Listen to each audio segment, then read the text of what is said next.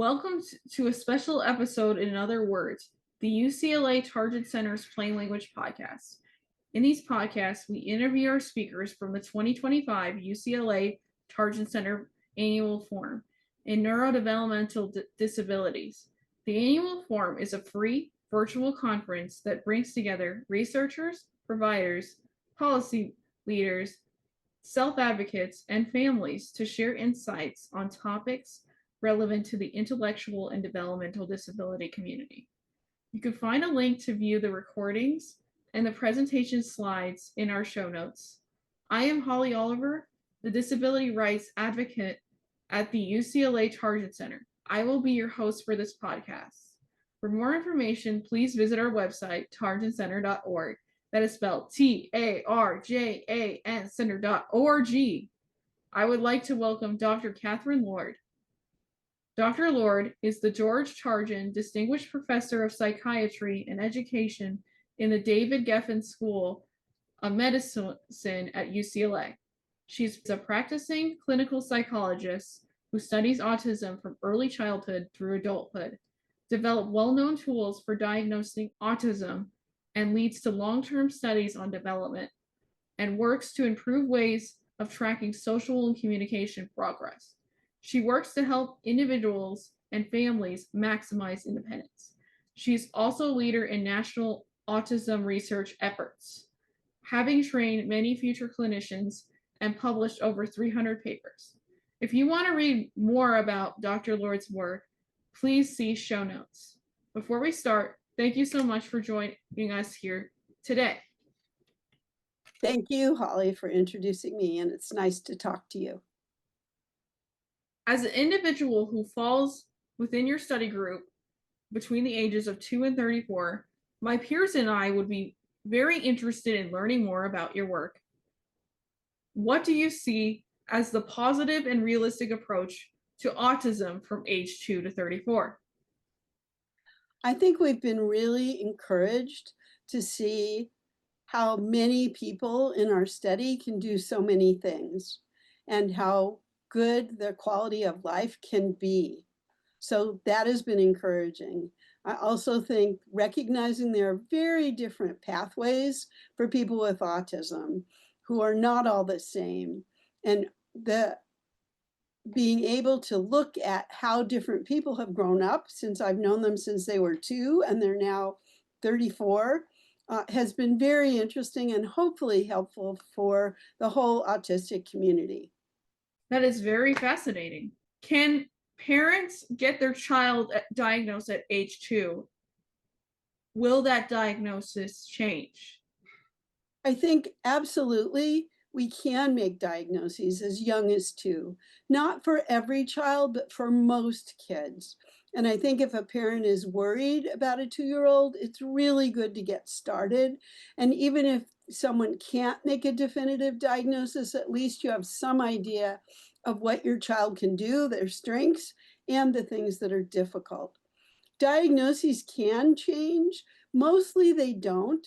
But in our study, about maybe less than a fifth of people did change diagnoses. We had some people who moved out of autism, and we had other kids that we met when they were little, and we said, we don't think they have autism, who gradually looked more autistic.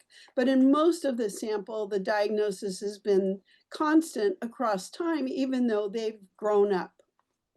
Absolutely. I think that's very true. Like even for myself, like even though I'm diagnosed with autism, my needs were very different when I was younger, but then as I got older, I became better at things. Let me go to the next question. Sorry.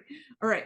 If a child gets diagnosed with autism, let's say at age 2, what do you found happens to those children when they grow up to be adults 30 years later?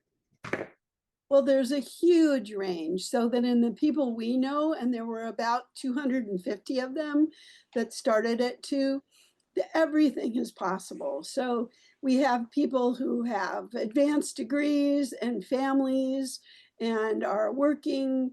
And if you met them, you might not even know that they have autism. We have other people who definitely still have autism, but have jobs and have really good quality of lives. They have friends. But we also have people who really can barely talk or not talk at all. And some of them are quite happy and their families are doing well, except worried about what will happen to them as their parents get older.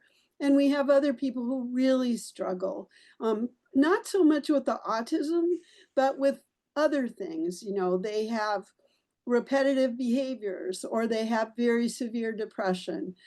So there's really such a wide group of people. That is very fascinating. How important are early reading skills and comprehension for adult development? Well, we think they're really quite important. And we think sometimes people don't pay enough attention to the fact that some autistic kids are really good at decoding and pronouncing words, and yet they don't necessarily understand what they read. But we think with help, they can do it. But we can't just encourage them to read super hard things or read the encyclopedia without backing up and saying, wait a minute, what are you reading? And let's make sure you know, and we know what it means. And that can make a huge difference, as I bet you know, Holly, too. Oh, absolutely. Because, like, when learning to read and doing reading comprehension was a huge thing. And that really helped me to get through college and get through the work that I'm doing now. Like, now I'm looking through materials for plain language, I'm able to read those harder words, but there's so many people I know that can't read those harder words. All right, next question. How can we better understand the things that hold the autistic individuals back? I think it's complicated again because different people are so different from each other. But I do think trying to be both realistic that even if you're autistic, you do have to be able to do the ordinary things that other people can do. And we don't want kids, because they have autism, to get away with behaviors that we would never let anybody else do. On the other hand, to try to decide what are priorities. Because if someone, for example, is having difficulty because an environment is too noisy, often we can do that. We can change that.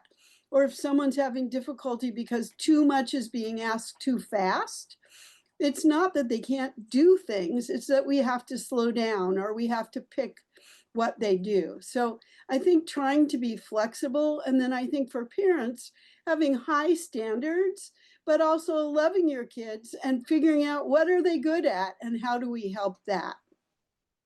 That was very well said. And those are very good points. Thank you.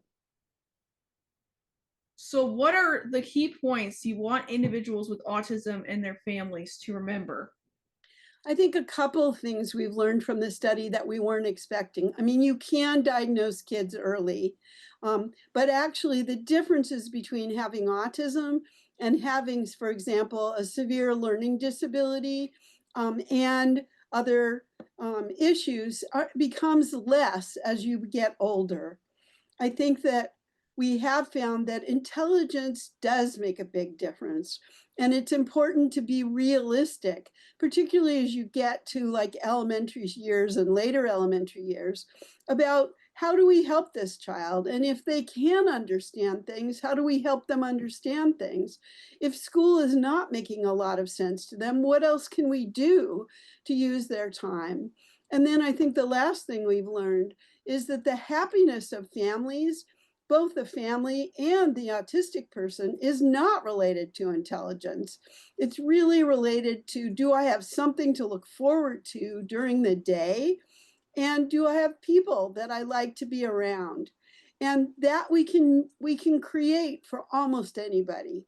And so we want to separate that out from how smart somebody is. So I think trying to have sort of different trees where what are we aiming for? And let's figure out, are we aiming for happiness, which we should be? And then are we aiming for independence, which sometimes we are and sometimes we aren't. I totally agree. Thank you for sharing that. Where can we find information? I think the Autism Speaks has a lot of resources, particularly for families. I think Felicity House is a program in New York for autistic women, and they have a lot of resources on their website. And I think ASAN, the Autistic Self-Advocacy Network, also have a lot of resources for autistic adults. So, and now now there's a Profound Autism Alliance for people who have very severe disabilities that also provides resources. Those are very fascinating things to look into. Thank you so much. Thank you so much. You taught us that family members, caregivers, and the environment play a key role in treatment and development. You also taught us about the importance of emotions and behavior, and that autism can be diagnosed as early as age 2. Thank you so much for being here with me today. As a reminder, you can find the Plain Language podcast briefs for all 5 of our annual forum presentations here, as well as the recordings and presentation slide from this year's forum and the previous forums linked in the show notes. Thank you so much again, and see you all next time. Thank you, Holly.